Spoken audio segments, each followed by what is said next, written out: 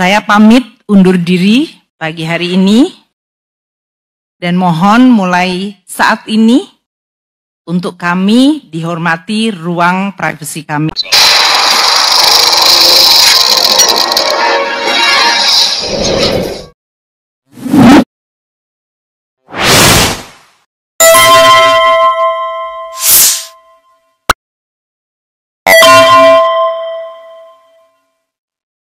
Assalamualaikum warahmatullahi wabarakatuh. Pemirsa, Sri pamit. Ini berbeda dengan Sri minggat ya. Kalau Sri minggat itu ada dalam tembang Jawa, pemirsa, tidak pamit sama suaminya atau pamit ke suami ke pasar beli terasi aja, tapi gak pulang-pulang. Tapi kalau Sri Mulyani ini pamit, benar-benar pamit, dan Kementerian Keuangan itu yang segitu banyaknya menjadi hujan tangis ya, ditinggal sama Sri Mulyani.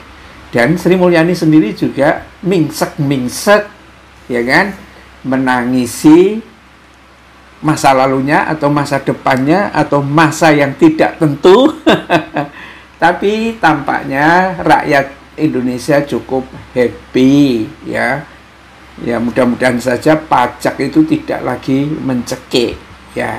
Ini kira-kira kenapa sih ya di Kementerian Keuangan itu banyak pegawainya itu pada menangisi kepergiannya Sri Mulyani, sehingga datangnya menteri baru Prabowo Sudewo apa siapa itu yang bikin kontroversi itu kayaknya tenggelam oleh tangisan ya, padahal ini kan serah terima jabatan. Ini berbeda dengan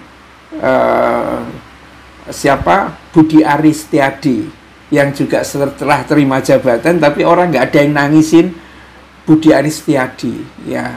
Mungkin jasanya Budi Aris Setiadi nggak banyak, tapi Sri Mulyani banyak jasanya kepada para pejabat yang ada di Kementerian Keuangan itu. Coba kalau misalnya ditanya gitu ya, gaji pokoknya pejabat Kementerian Keuangan itu berapa? Terus tunjangan berapa dapatnya?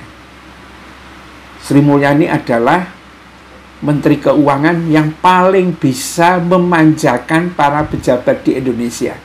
Bukan hanya di Kementerian Keuangan, ya kan?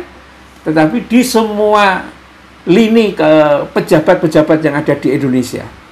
Dan itulah mengapa APBN di Indonesia itu yang paling banyak itu adalah alokasinya untuk para pejabat.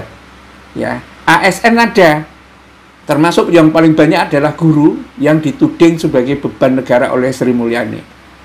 Kurang ajar kan itu kan, tapi katanya itu EI. Nggak tahu lah persisnya kayak apa gitu. EI tapi mirip Sri Mulyani beneran gitu kan. Ya, kenapa Sri Mulyani melakukan seperti itu? Ya, rakyat tahu apa kan? Pokoknya tugasnya rakyat adalah bayar pajak. Ya, kalau dia bicara kepada rakyat, bukan bicara kepada para pejabat, dia tidak pernah berbicara kepada pejabat tuh, kamu saya naikin ya, insentifnya ya, kamu saya naikin tunjangannya ya, nggak pernah dipublish itu.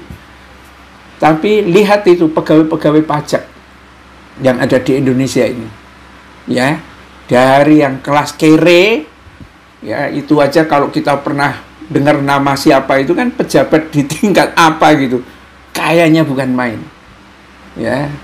Dan itulah mengapa Sri Mulyani pergi itu kebayang ya, dugaan saya nih, kebayang para pejabat itu ketahuan nantinya kalau diendos oleh pejabat yang baru, Menteri Keuangan yang baru. Oh, pantesan ya Sri Mulyani kerjanya itu hanya malai rakyat karena untuk memanjakan pejabat ini. Ya, nanti akan ketahuan semua kan, gimana itu dokumen-dokumen dari para pejabat di Indonesia itu. Kata Mas Ferry, ya, alokasi yang besar di ASN itu jomplang antara pendapatan guru misalnya, guru pegawai negeri, ya, dengan para pejabatnya. Luar biasa. Itu mengapa pemirsa, kalau kita lihat rumah-rumah pejabat, ya, yang pernah menjadi pejabat di Indonesia yang itu kan gede-gede. Ya, mungkin dilihat dari rumahnya, mungkin kolam renangnya itu bisa sampai 2 atau berapa. Kamar tidurnya nggak kebayang lah banyaknya berapa. Makanya banyak setannya kan, banyak kamar tidur yang tidak kepake gitu loh. Karena gedenya, ya, dan orang kalau sudah rakus, ya, biasanya menjadi bodoh, dan supaya dia diorangkan, cara yang paling mudah adalah dia bisa flexing, menunjukkan ini loh rumahku. Dan betapa banyaknya pejabat-pejabat dari Kementerian Keuangan yang akhirnya flexing, entah anaknya, entah istrinya, entah dirinya, yang akhirnya ditangkap oleh aparat hukum, ya. Karena ya seperti ini gayanya Sri Mulyani ini. Kenapa Sri Mulyani menempuh itu? Ya saya kira perilaku Sri Mulyani ini supaya tidak mudah untuk dijerat hukum juga. Ini kan pernah kabur nih Sri Mulyani ini kan, zamannya SBY kan dia pernah menjadi Menteri Keuangan juga, ya kan? Tapi kemudian ya ada diurus kasus apa begitu, apa bailout apa begitu kan. Kemudian mungkin ketakutan apa ditanya persoalan itu, ya, bahkan belum menyentuh ini, ya, akhirnya dia pergi dan diakui sebagai Direktur Pelaksana Bank Dunia, ya, menjabat lah ya, bukan diakui. Dan dia dipanggil pulang sama Jokowi, kamu mengabdi aja kepada aku ya, pokoknya kamu saya lindungi, tidak akan ada hukum yang menyentuh.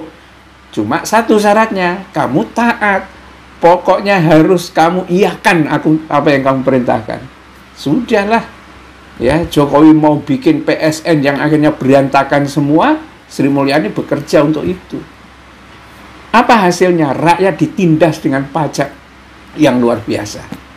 Dan inilah kemudian mungkin kemarahan publik itu akhirnya merajalela, atau terencana atau enggak, ya, akhirnya Sri Mulyani ini digambar seperti vampire, kayak Dracula, ya, yang pekerjaannya itu menghisap darah rakyat, ya. Dan rakyat sekarang happy, walaupun belum tentu menteri yang baru ini akan membuat rakyat itu bahagia, ya, kontroversi juga.